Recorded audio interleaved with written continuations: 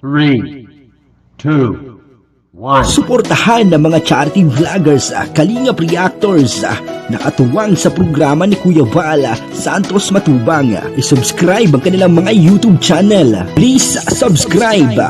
Aureada TV.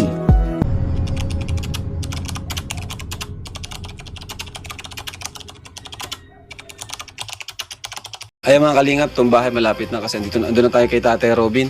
Mabilis lang silang gumawa, mga 1 buwan. Rachel, masaya ka? Malapit na yung bahay niyo, sunod na. Anong gusto mong kulay? Kasi ito si Rachel, pangarap niya maging engineer. Baka may suggestion kang design para sa amin, para yung gusto mo lang, yung pangarap mo. Kasi di ba pangarap mo magkaroon ng sariling bahay? So, what's up mga kababayan, mga kalingap, welcome back sa aking munting channel.